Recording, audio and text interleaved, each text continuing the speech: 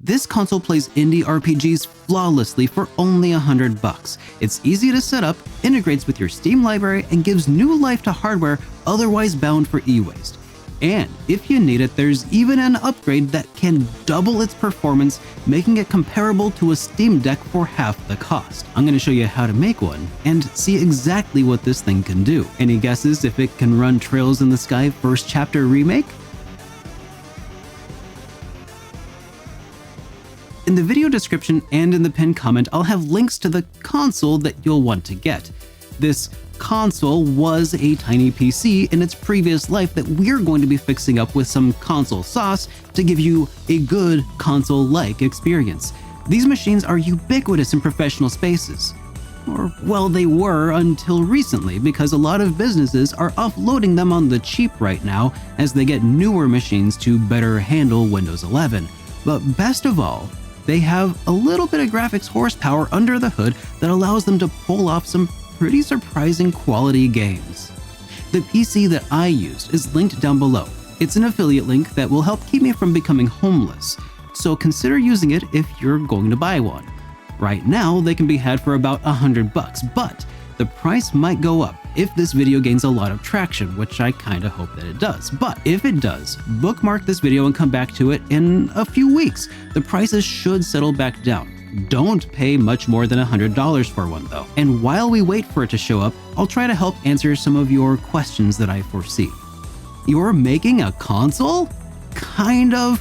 I'm not manufacturing a console to sell to you. Instead, I've compiled specs, verified that they'll run well, found a package that will be cheap and easy to acquire and fit in with your home entertainment system. Kind of like how the Mr. Project isn't a console in and of itself if you're familiar, but more of a spec with some special sauce. Anyone can make one, others can tinker with the idea, and in fact I encourage you and everyone else here to do that, because by working together on this project, we can make the console even better, and then document exactly what it's capable of. This might even outperform the Steam Deck in certain CPU-heavy tasks, such as maybe emulation. But I've been out of that emulation scene for so long that I'll need the help of others to push this machine to its fullest and document how to achieve the best results. Why make a $100 console? Do I need to answer this one? It feels like I'm being slowly priced out of the gaming hobby. Consoles cost well over $500 now, games keep going up in price, and even when you buy them, it seems like they never stop asking you for some money. Buy this microtransaction, here's some DLC, have you considered the season pass? Don't forget to pre-order the games for some bonuses. It takes a good 10 hours for the game to start getting good, and the physical copy is just a fancy download code, so I hope you're cool with that. Well, no, I'm not cool with that. I've spent years trying to tear down the social and mental barriers between newcomers and the RPG genre, only to see financial ones get steadily built up in their place. Well, screw that, I say. I'm gonna make my own console with Balatro and Puff Puff. But why indies? Big studios are just being pushed into making bigger projects that cannot risk failure without jeopardizing all of their hundreds or thousands of employees. And that's a lot of employees to be responsible for, I get it. So that's why you'll see more companies making sequels and remakes and remasters and re-releases and reimaginings, training up new staff on these projects, bringing new revenue in to continue funding the massive projects behind the scenes. And to justify these massive development costs, the prices of course have to go up, which in turn makes the marketing team feel like they've got to say things like, this game will give you 100+ hours of entertainment for just $80, not realizing that the point of gaming isn't to consume our lives, it's to extract enjoyment from your time with those games. And a lot of us are coming to realize that the time invested into playing a game isn't in the denominator, it's in the numerator of the equation. Hopefully for non-math people, the graphic on screen will help kind of make sense of this. Meanwhile, indies are where you can experience the really fun stories and experimental mechanics, often without investing more than 25 hours of your time or $25 of your cash. And as a reviewer of RPGs, they're where most of the innovation is happening in the RPG space these days. So often I can experience 3 or 4 incredible, complete stories with a variety of gameplay styles and mechanics for less than the cost of a single AAA title. Because of this, I've grown to seriously love indies over the years, and I think they represent the future of the industry. And every time I showcase some awesome project on the horizon, without fail, someone will ask, is it coming to console? And sometimes the answer is yes, but a lot of times the answer is that entirely depends on how well this game sells on Steam. It's a catch-22. And now the answer can be yes 90% of the time. I mean, hey, every console needs a timed exclusive, right? How do I avoid buying a lemon? It can be dangerous to go alone. On eBay, there are a lot of places that might have good-looking deals, but they might bite you on the backside if you're not diligent. Locked BIOS settings, different CPUs from mine, missing power supplies, unventilated top covers, just to name a few of the most common things you'll want to avoid. Buying once from a known good seller can ensure that these issues do not cost you money or time to resolve. But if you want to go looking for one on your own though, here's what to search for. You'll want an HP 705 G4 Mini with 16 gigs of RAM and a Ryzen 2400 GE processor. If you can, try to find one that has the ventilated top cover. Other versions will struggle to dissipate heat properly, though industrious people with 3D printers might be able to figure out an alternative option. Some people have hacked these open with literal hacksaws and then put on their own mesh. You do you, but I think it'll be a little easier just to find one with that ventilated top cover. There are a lot of important variables to keep an eye on here. There are a lot of machines that will look similar from HP that will perform worse, or maybe slightly upscale CPU models that won't really impact your gaming performance, but they will impact your wallet. So I've linked to the exact PC that should do the job properly, though these prices might fluctuate. The really important part here, though, is the Ryzen 2400 GE processor and the 16 gigs of RAM. The amount of RAM here overall isn't what's really important though, it's the fact that there are 2 sticks of it that's important. But because these come from HP with a single 8 gig stick, getting one with 16 gigs of RAM is one way to help ensure that it has 2 whole sticks. Alternatively though, if you get one with an 8 gig stick, you can usually pick up another 8 gig stick for about $10. I'll link to a compatible one down below. Or you could just skip it entirely, but your performance will be a bit worse until you pick up an extra stick of RAM, so I wouldn't recommend it. That $10 upgrade gets you way more performance than you might think. And again, there are a lot of other upgrades down the road, but I'll tackle that in another video, so get subscribed so you don't miss it. Why this machine though? To get some criteria for the project to measure its success, I asked my viewers what price you'd want to pay for a console that plays indie games. And the overwhelming majority of you said between $75 and $125. Some could spare up to $200, and that fits well with my style anyway as a notorious cheapskate. I was always going to min-max this project's price-performance ratio anyway, so the price is now set.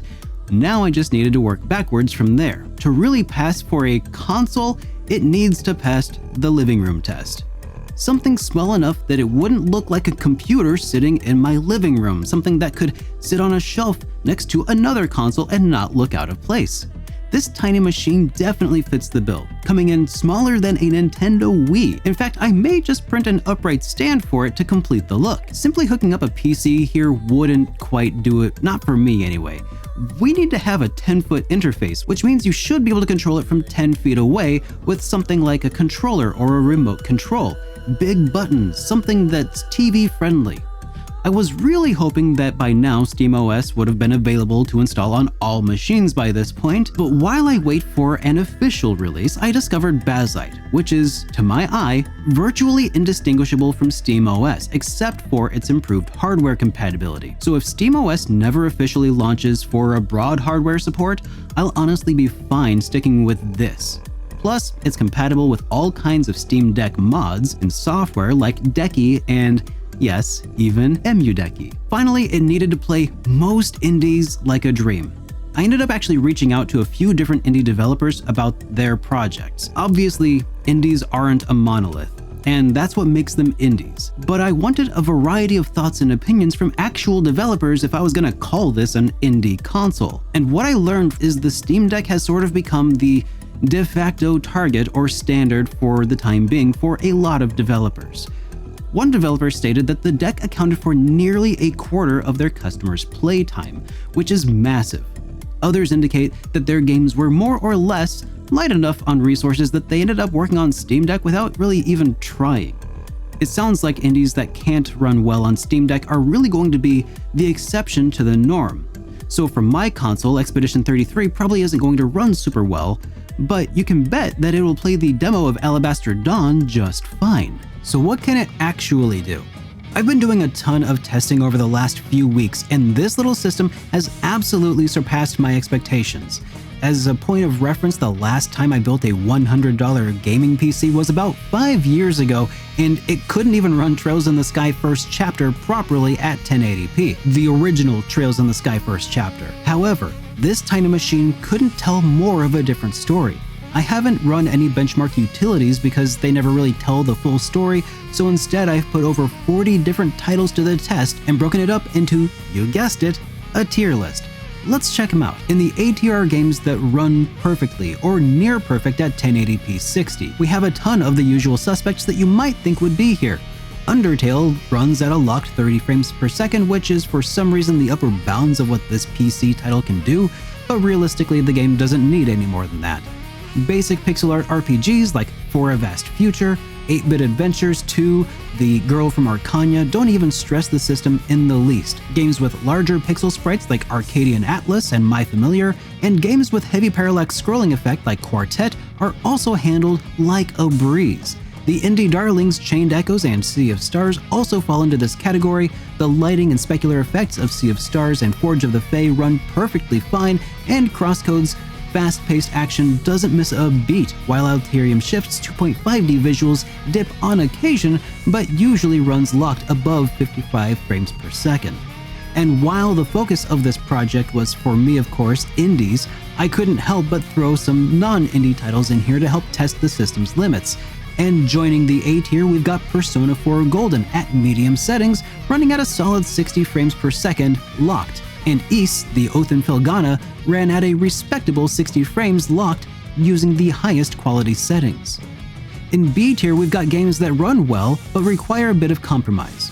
To land here, I'm looking for 40 plus frames per second in 1080p, or 60 frames per second around 800p, which is the Steam Deck's native resolution. Terra Memoria fits this bill almost exactly. With its polygonal world and specular effects, the game runs around 40 frames at 1080p, but at 800p it runs locked at 60 frames per second. Its pixel art sprites, I think, tend to look just fine in the lower resolution scaled up, with the sharp scaling method if you prefer to keep the smoothest 60 frames per second movement and battle effects. Beyond Galaxy Land also pushes this little machine, but by disabling a bunch of the post-processing, we're able to hit about 40 frames at 1080p and just shy of 60 in 800p, which could be useful for its timed blocking mechanics. And the demo for Alabaster Dawn pushes this console pretty hard, running around 40 frames and 1080p. Surprisingly, dropping the resolution down to 800p doesn't seem to have any effect on the frame rate though, so for giggles I bumped the resolution up to 4K only to find that it runs at a respectable 30 frames. Something about this game definitely runs a lot different from other games. And for non-indies, this is where things start getting pretty interesting. Romancing Saga 2 really impresses here with around 50 frames per second in 1080p and a locked 60 at 800p. I think Fallout New Vegas plays like an absolute champ, medium settings at 40 frames per second at 1080p or 55 frames in 800p. And with various tweaks, you can always go up from here.